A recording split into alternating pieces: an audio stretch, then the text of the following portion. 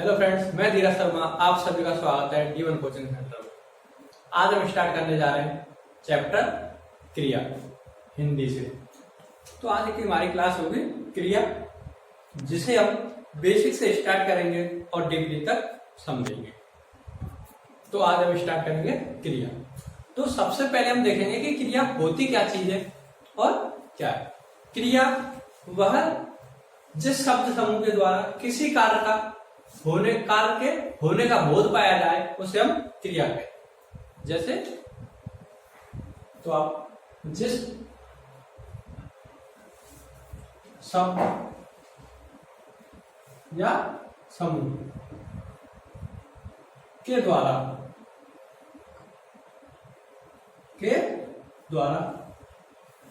किसी कार्य के होने का बोध पाया जाए, जिस शब्द समूह के द्वारा किसी कार्य के होने का बोध पाया जाए,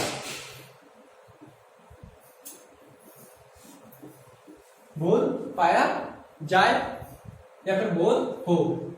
आप बोध हो, किसी कार्य के होने का बोध हो, उसे क्रिया कहते हैं। क्रिया कहते हैं। जैसे एग्जाम्पल है कि नीतू नाच रही है। अब इसमें हमें देखना है कि क्रिया क्या चीज है। एग्जाम्पल क्या हो जाएगा? नीतू नाच रही है। अब देखो, इसमें हमें बताना है कि क्रिया क्या चीज है। ये क्या है? संज्ञा। क्या है? यहां क्रिया क्या हो रही है, मतलब कोई चीज क्या है, नाच रही है, तो ये क्या चीज है? क्रिया। ये क्या कहलाएगी? क्रिया। आप यहां तक समझ में आएगा। इसके बाद हम देखते हैं कि होता क्या क्रिया में, कि क्रिया एक मूल शब्द से बनती है। क्रिया एक मूल शब्द से बनती है। कहीं कहीं पे मूल शब्द को शब्द योनि भी कहा गया है। क्रिया एक मूल शब्द से बनती है, कहीं कहीं पर मूल शब्द को ऑप्शन में शब्द योनि भी कहा गया है। इसके बाद हम देखेंगे कि मूल शब्द को ही धातु कहा जाता है। कहीं कहीं एग्जाम्पलों में जो होता है उसमें पूछ लिया जाता है कि ऑप्शन दिए होते हैं, मूल शब्द को क्या कहा जाता है। तो मूल शब्द को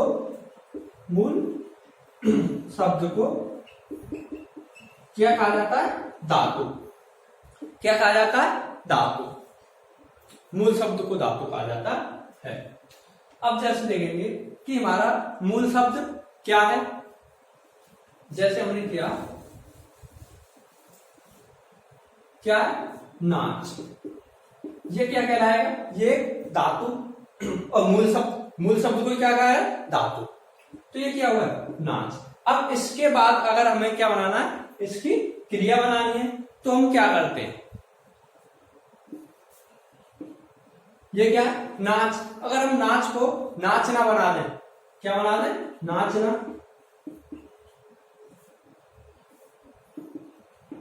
नचवाना, ये सब क्या है?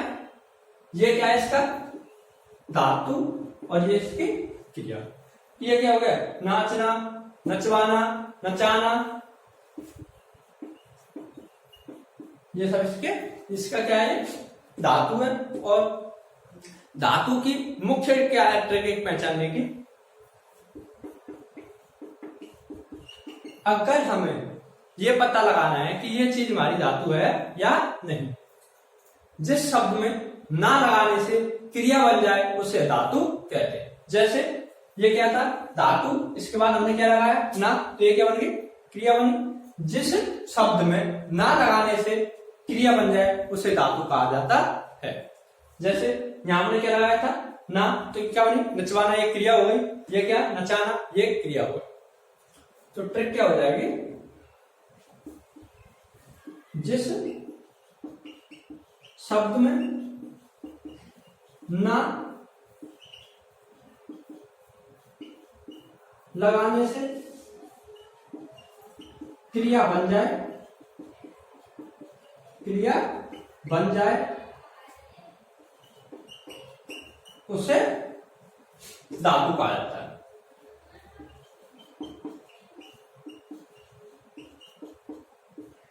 धातु कहा जाता है। इसके बाद हम समझेंगे कि संस्कृत में धातु और हिंदी में धातु किससे बनते हैं, इसके आगे हम समझेंगे। तो आपको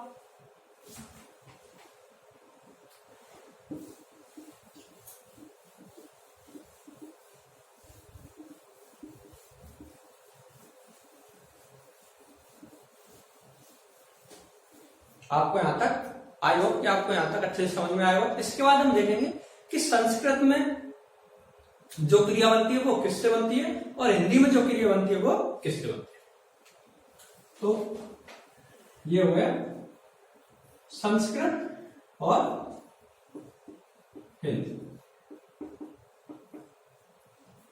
अगर आपको यहां तक वीडियो अच्छी लगी हो तो वीडियो को लाइक करें, शेयर करें एंड सब्सक्राइब करें। अगर यूट्यूब चैनल पर नहीं हो तो यूट्यूब चैनल को सब्सक्राइब करें।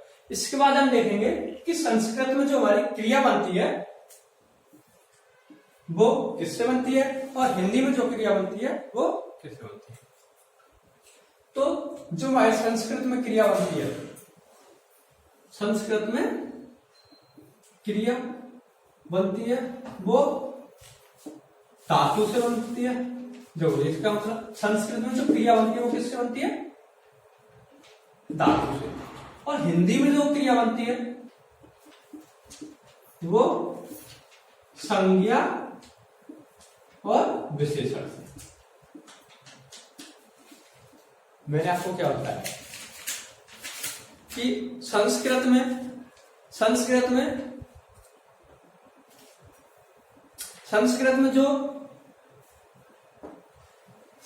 में जो क्रिया बनती है वो धातु से बनती है और हिंदी में जो क्रिया बनती है वो संज्ञा और विशेषण से बनती है। इसके बाद हम देखेंगे एग्जाम्पल इसके। जैसे कि इसमें क्या है संज्ञा। तो देखो संज्ञा, जैसे मैं बोलूं कि क्या है संज्ञा, हाथ किसमें आएगा, संज्ञा में आएगा। और संज्ञा को अगर मैं क्रिया बनाता हूं तो ये क्या हो जाएगा, हत्याना। क्या हो जाएगा, हत्याना। अगर मैं बोल दूं कि कोई चीज गोल है, क्या है, कोई चीज गोल है। जैसे मैंने बोला गेंद गोल है। गोल क्या है, किसकी, गेंद की विशेषता, मतलब क्या है, विशेषण। क्या है, मैंने बोला गेंद गोल है, तो गोल क्या चीज है, गेंद की विशेषता बता रहा है कि गेंद गोल है।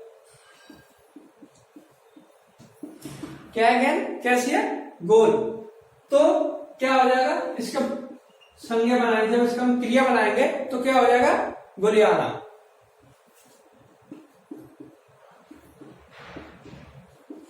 गोलियाना। इसके बाद जैसे कि मैं ऐसे, तो हमें पता पड़ा कि जो हमारी हिंदी में जो संज्ञा वो बनती है क्रिया, वो संज्ञा और विशेषण से बनती है, और संस्कृत में जो क्रिया बनती है वो धातु से बनती है। इसके बाद हम करेंगे नेक्स्ट। आप यहां तक स्क्रीनशॉट ले सकते हो। अब यहां तक आपको मैंने बताया था कि क्रिया क्या चीज होती है और मूल शब्द क्या होता है, और मूल शब्द को धातु कहते हैं। इससे आगे हम समझेंगे कि जो हमारी मूल धातु होती है, मतलब जो धातु होती है, जब चलो क्या तो धातु जब मूल शब्द में, जब मूल धातु में कोई प्रत्यय जोड़ दिया जाता है तो यौगिक धातु कहा जाता है। जैसे कि अभी तक मैंने आपको बताया था धातु, ठीक। इससे अगर मैं इसके आगे लगा देता हूं यौगिक धातु, क्या बोला मैंने से, यौगिक धातु। तो यौगिक धातु क्या है, जब मूल धातु में कोई प्रत्यय जोड़ दिया जाता है तो उसे यौगिक धातु कहा जाता है। और दूसरी बात, प्रत्यय मैंने आपको पिछली क्लास में करा चुका हूं, उपसर्ग और प्रत्यय शब्द के पीछे लगता है। अब देखो, जब मूल धातु में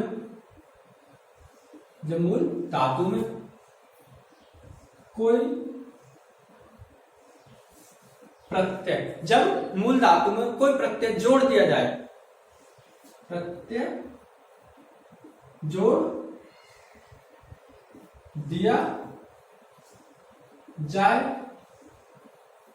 तो उसे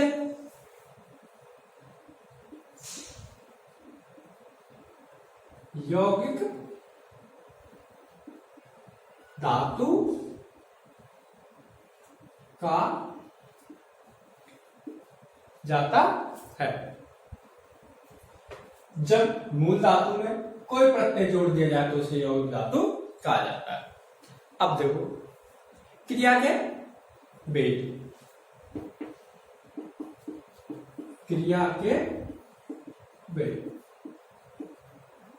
क्रिया के भेद सबसे पहले हम यहां देखेंगे व्युत्पत्ति के आधार पर। किसके आधार पर, व्युत्पत्ति के आधार पर।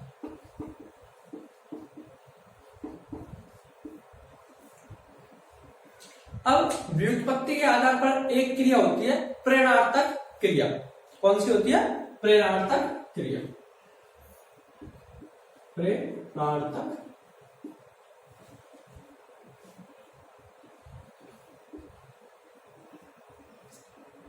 क्रिया।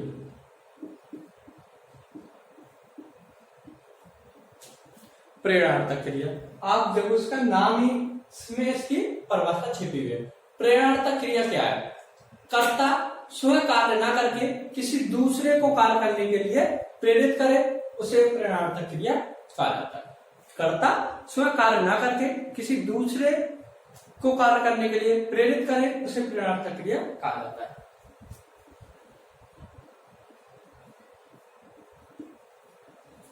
कर्ता स्वयं कार्य ना करके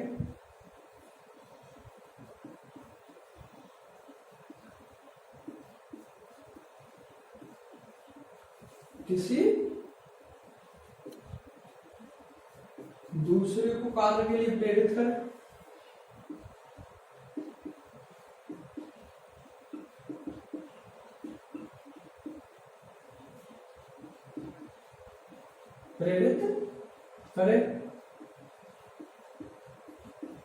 प्रेरित करे, उसे प्रेरणार्थक क्रिया कहा जाता है।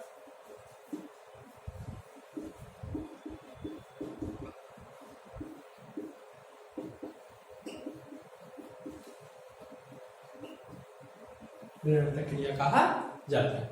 या फिर किसी दूसरे को कार्य करने के लिए प्रेरित करे, उसे प्रेरणार्थक क्रिया कहा जाता है। इसके बाद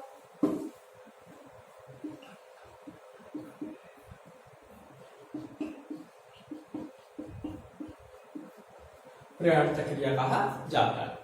अब जैसे कि हम एग्जांपल लेते हैं, प्रेरणार्थक क्रिया दो प्रकार की होती है, प्रथम प्रेरणार्थक और द्वितीय प्रेरणार्थक। इसके क्या है, प्रथम प्रेरणार्थक, नंबर 2 द्वितीय प्रेरणार्थक। अब इसके बाद हम देखेंगे, देखो, कर्ता स्वयं कार्य ना करके किसी दूसरे को कार्य करने के लिए प्रेरित करे, उसे क्या कहा जाता है, प्रेरणार्थक क्रिया। जैसे मैं एग्जांपल लिखूं, लेख, क्या लेख।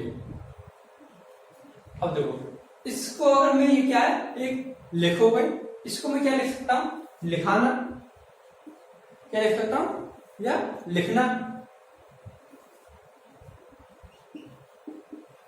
क्या होगा, लिखाना, और इसके बाद क्या होगा, लिखवाना। ये क्या है, ये क्या है, लिखाना, और ये क्या है, लिखवाना। तो देखो ये एक हो गई प्रेरणार्थक क्रिया। पहले मैं बताता हूं कि प्रथम प्रेरणार्थक क्रिया और द्वितीय प्रेरणार्थक क्रिया में अंतर क्या है। प्रथम प्रेरणात्मक क्रिया वह क्रिया होती है कि मैं किसी कार्य को किसी दूसरे को प्रकार करवाऊं, मैं कार्य किसी दूसरे पर करवाऊं, तो वो हो गई प्रथम प्रेरणात्मक क्रिया। अगर मैं कार्य किसी दूसरे से करने के लिए बोलूं और वह किसी कार्य को किसी तीसरे से कार्य करने के लिए बोल दे, तो वो हो जाएगी द्वितीय प्रेरणात्मक क्रिया। जैसे मैंने कार्य करने के लिए इसे बोला, तो ये हो गई ये प्रेरणात्मक क्रिया, ये हो गई प्रथम प्रेरणात्मक क्रिया कि मेरे द्वारा कार्य किसी और के द्वारा, मैं किसी कार्य को किसी दूसरे के द्वारा करवा रहा हूं, और वही कार्य ये किसी और तीसरे को दे दे, तो ये हो जाएगी द्वितीय प्रेरणात्मक क्रिया। तो जैसे क्या है, ये क्या है, प्रेरणात्मक क्रिया, और लिखाना, किसी दूसरे के द्वारा लिखाना, तो ये हो गई प्रथम प्रेरणार्थक क्रिया। और ये लिखाना, और जिसने क्या कहा, लिखवाना, तो ये हो जाएगी द्वितीय प्रेरणार्थक क्रिया, और ये होगी खाली प्रेरणार्थक क्रिया। आई होप कि आपको यहां तक अच्छे से समझ में आया हो। आप यहां तक का स्क्रीनशॉट ले सकते हो, और इसके बाद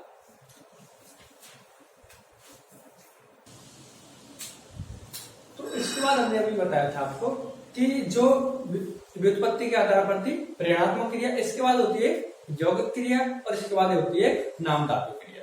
तो यौगिक क्रिया क्या होती है, हम इसे समझेंगे।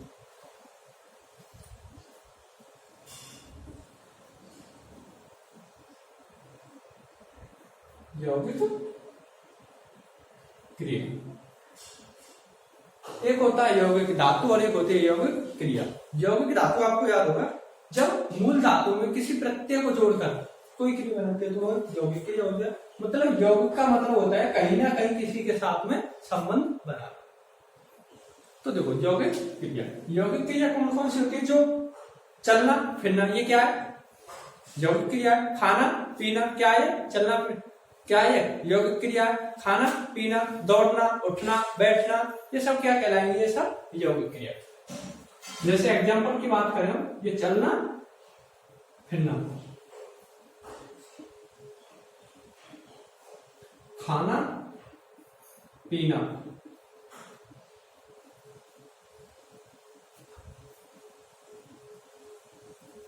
ये सब क्या कहलाएंगे, सब चलना फिरना, खाना पीना, उठना बैठना,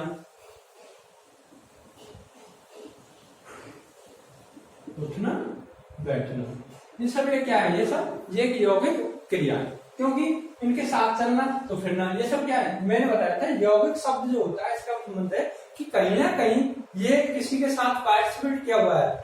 तो यौगिक क्रिया, चलना फिरना, ये सब क्या है, क्रिया हुई। खाना पीना क्या है, क्रिया। उठना बैठना सब क्या है, क्रिया। इसके बाद आती है नाम धातु क्रिया। क्या था, नाम धातु क्रिया। अब देखो, जो भाई नाम धातु क्रिया होती है वो दो चीजों की होती है, संज्ञा और विशेषण से। संज्ञा और विशेषण से क्या हो जाएगा, संज्ञा और विशेषण। अब देखो विशेषण क्या होता है, जो किसी चीज की कोई विशेषता हो, जैसे कि कोई आदमी क्या छोटा, तो ये क्या है, उसकी एक विशेषता हो। कोई आदमी बड़ा है तो उसकी क्या हुई, एक विशेषता हुई, तो ये क्या हुई थी, विशेषता। खजूर का पेड़ है, वो क्या है, बड़ा, उसकी क्या है, विशेषता। अगर मैं बात करूं संज्ञा, बात करना क्या है, ओनली बात करना क्या होगी, ये संज्ञा कहलाए। तो अब इसका देखो, अब ये क्या है, संज्ञा। तो संज्ञा के आधार पर नाम धातु बताएंगे। जैसे क्या है, अगर हम एग्जांपल लें, बात क्या है, धातु क्या है, बात धातु, और बतियाना क्या कहलाएगा, इसका फिर क्रिया बन जाएगी इसकी। जब किसी मूल धातु में ना प्रत्यय लगाया जाता है योग्य धातु और ये सब क्या कहलाते हैं उसके बाद क्रिया। जैसे संज्ञा, संज्ञा के द्वारा कौन कौन से एग्जाम्पल, जैसे कि हम सबसे पहले बात करते हैं बात, तो इसका क्या हो जाएगा बद्यान। अब मैं बोलूं राम, राम क्या है संज्ञा है, तो राम क्या हो जाएगा लक्ष्मण, ये सब क्या है संज्ञा। अब जैसे मैं विशेषता की बात करूं कि विशेषण के आधार पर नाम धातु क्रिया क्या होती है, विशेषण के आधार पर जैसे क्या है छोटा तो क्या हो जाएगा बड़ा, छोटा तो बड़ा, क्या है विशेषता है, क्या है इसकी एक विशेषता। हरा पीला,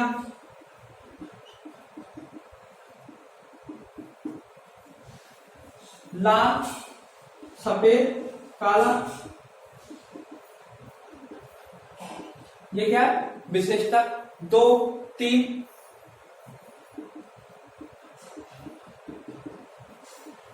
ये सब क्या है इसकी विशेषता।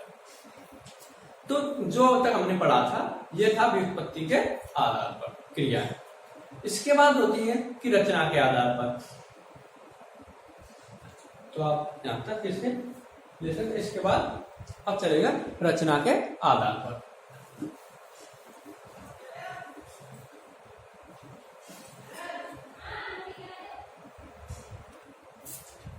अब बताया था मैंने कि रचना के आधार पर क्रिया, तो रचना के आधार पर जो क्रिया थी वो हम कराएं।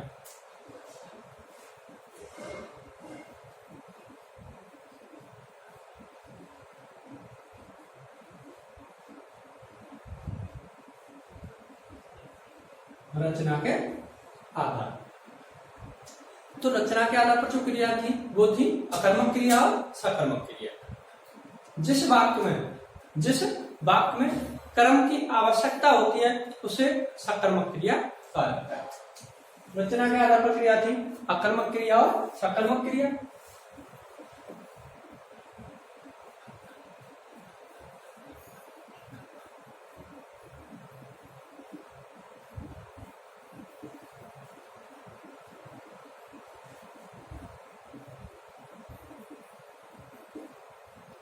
अब देखो हमें इनकी परिभाषा बतानी है। जिस वाक्य में कर्म की आवश्यकता होती है उसे सकर्मक क्रिया कहा जाता है, और जिस वाक्य में कर्म की आवश्यकता नहीं होती उसे अकर्मक क्रिया कहा जाता है।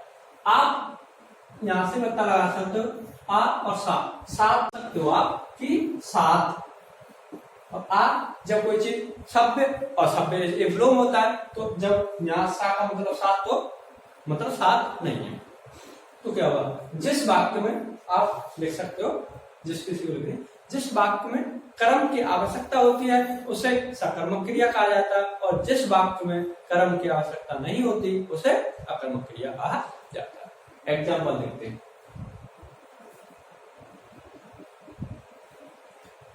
एग्जाम्पल जैसे कि धीरज आम खाता है।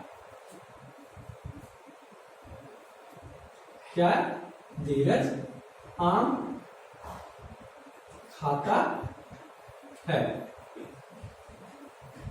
अब देखो इसमें हमें क्या है, अगर हमें देखना है कि ये क्रिया सकर्मक क्रिया है या अकर्मक क्रिया है। अगर मैं इसमें से आम वर्ड को छिपा देता हूं कि धीरज खाता है, तो मतलब प्रश्नवाचक चिन्ह बन जाएगा कि धीरज क्या खाता है, तो इसका मतलब क्या है कि यह क्रिया कैसी है सकर्मक क्रिया। धीरज खाता है, क्या खाता है मतलब आम, तो ये क्या बन गई सकर्मक क्रिया। कैसी क्रिया है सकर्मक क्रिया। कैसी क्रिया है सकर्मक क्रिया। अब जैसे मैं बोल दूं आकाश गेहूं पिसवाता है। क्या है आकाश गेहूं पिसवाता है। तो इसमें देखो अगर मैं बोलूं आकाश पिसवाता है, क्या पिसवाता है, तो मतलब क्या है कि अगर कोई वाक्य वो प्रश्नवाचक चिन्ह में बदल जाए, कि जैसे मैं बोलूं आकाश, इसे मैं अगर छिपा लेता हूं पिछवाता है, तो मतलब क्या पिछवाता है बनेगा ना। तो अगर ये वर्ड अगर छिपाने के बाद प्रश्नवाचक चिन्ह बनता है तो कैसी क्रिया कहलाएगी? ये सकर्मक क्रिया। अभी मैं एग्जांपल लूं,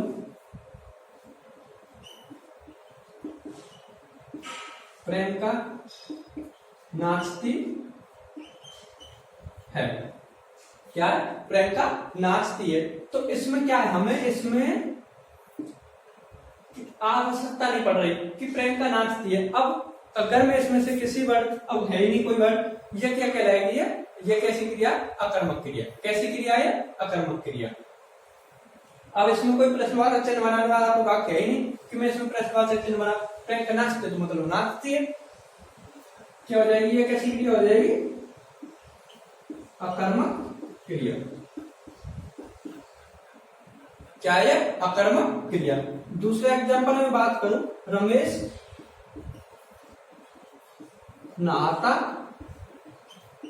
है।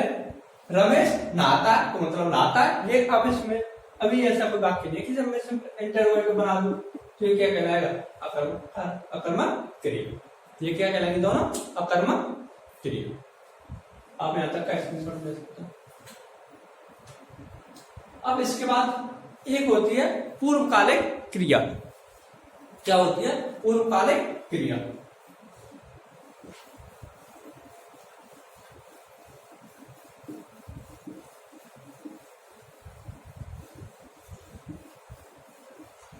देखो, पूर्वकालिक क्रिया मतलब एक कोई कर्ता एक कार्य को करके दूसरा कार्य प्रारंभ करे, वो कैसे कहलाएगी? पूर्वकालिक क्रिया।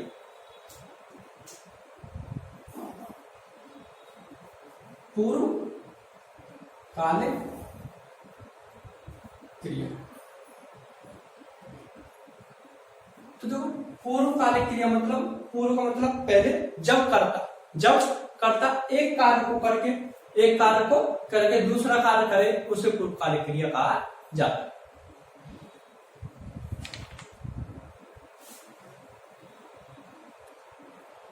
तो एग्जाम्पल है, जब करता एक कार्य करके दूसरा कार्य प्रारंभ करे उसे पूर्वकालिक क्रिया कहा जाता है। ऐसे एग्जाम्पल, डॉक्टर, क्या? डॉक्टर नहाकर मरीज देखेगा। नहाकर मरीज देखेगा। तो देखो इसमें क्या है, पहले एक क्रिया हो रही है कि डॉक्टर पहले नहाएगा उसके बाद मरीज देखेगा, मतलब एक कार्य पहले हो रहा है और दूसरा बाद में, एक कार्य को पूरा होने के बाद। तो इसमें क्या है, ये क्या हो जाएगी? ये पहली क्रिया हो गई, ये दूसरी क्रिया हो गई। तो हम बोल सकते हैं कि जब कर्ता एक कार्य को करके दूसरा कार्य प्रारंभ करे उसे पूर्वकालिक क्रिया कहा जाता है। और इसकी मुख्य पहचान होती है, जैसे कि ज्यादातर इसमें कर शब्द लगा होता है। पूर्वकालिक क्रिया में कर शब्द लगा होता है ज्यादातर में, प्रत्येक सेंटेंस की नहीं बोल सकता, सेंटेंस की ज्यादातर कर शब्द लगा होता है। अब दूसरे एग्जांपल बात करूं मैं, अब पढ़ कर क्या होगा? अब पढ़कर क्या होगा? तो ये क्या है, मतलब एक कार्य पहले हुआ होगा, ये हमें सेंटेंस देखना पड़ेगा कि अब पढ़कर क्या होगा, और ये पूर्वकालिक क्रिया का एक, अब मतलब इससे पहले क्या है, कोई कार्य होगा तभी तो आया, अब पढ़कर क्या होगा, मतलब एक कार्य से पहले क्या हुआ होगा तभी तो हम बोल सकते हैं कि अब पढ़कर क्या हुआ, क्या हुआ। जैसे कि हमें एग्जाम थे कल और आज हम पढ़ रहे हैं, तो एक कार्य हमारा कल समाप्त हो चुका है, तो हम बोल सकते हैं कि अब पढ़कर क्या हुआ। इसके बाद आता है, ये हो गई हमारी पूर्वकालिक क्रिया। इसके बाद आती है एक द्विकर्मक क्रिया। आप द्विकर्मक क्रिया को समझ रहे हो कि द्विकर्मक क्रिया मतलब, द्वि का मतलब दो, कर्म का मतलब दो क्रिया। जिस वाक्य में दो क्रिया हो उसे द्विकर्मक क्रिया कहा जाता है।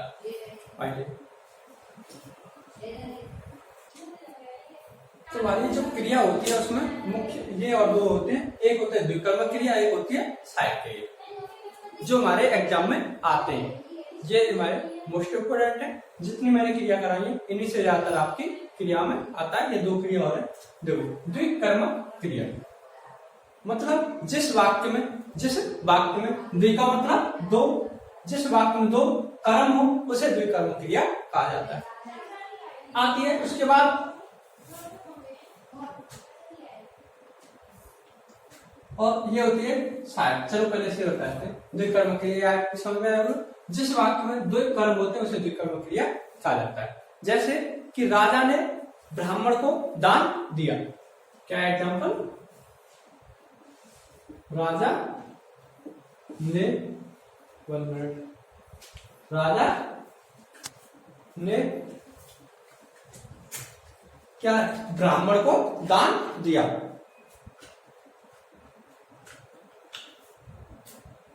राजा ने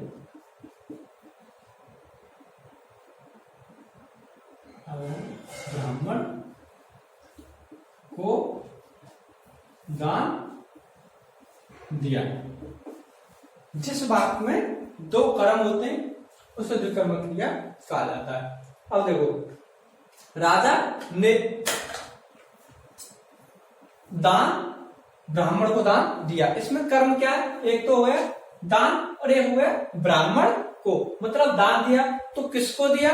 ब्राह्मण को। ये हो गए फर्स्ट कर्म और ये सेकंड कर्म। तो ये क्या होगा? ये एग्जांपल कैसा कहलाएगा? द्विकर्मक क्रिया। जैसे हम बात करें, राम लक्ष्मण को गणित सिखाता है। राम लक्ष्मण को गणित सिखाता है। तो देखो, इसमें क्या कर्म देखना है कि राम लक्ष्मण को गणित सिखाता है। तो मतलब पहली कर्म होगा ये गणित। क्या है? फर्स्ट कर्म होगा गणित। किसको? लक्ष्मण को। तो ये एग्जाम्पल कैसा कहलाएगा? द्विकर्मक क्रिया।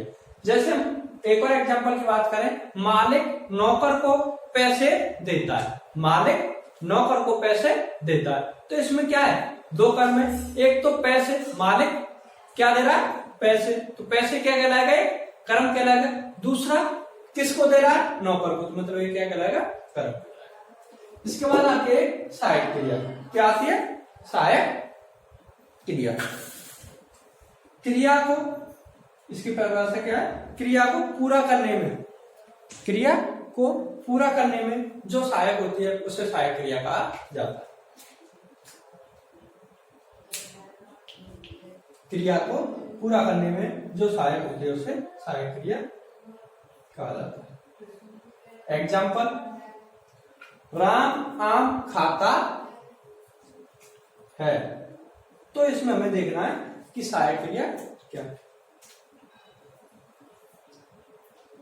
क्रिया को पूरा करने में जो सहायक क्रिया होती है उसे, जो सहायक होती है उसे सहायक क्रिया कहा जाता है। एग्जाम्पल, राम आम खाता है। अगर मैं इस वाक्य में है ना लगाऊं, क्या ना लगाऊं? है ना लगाऊं, तो क्रिया को पूरा करने में जो सहायक होती है उसे सहायक क्रिया कहा जाता है। अगर मैं इसके पीछे है ना लगाऊं तो ये क्या है? वाक्य पूरा नहीं होगा। तो ये क्या कहलाएगी? ये सहायक क्रिया। क्या कहलाएगी? सहायक क्रिया। जैसे है, था, थी, थे, था, थी, जो यहाँ ये होती है लास्ट वाला वर्ड, ये क्या कहलाता है? सहायक क्रिया। आप ये जो मैंने आज कराया था ये थी क्रिया, और जितने भी हमारे एग्जाम में आती है यही क्रिया हमारी आती है एग्जाम। तो आई होप कि आपको क्लास अच्छी लगी होगी। अगर वीडियो अच्छी लगी हो तो वीडियो को लाइक करें, शेयर करें एंड सब्सक्राइब करें।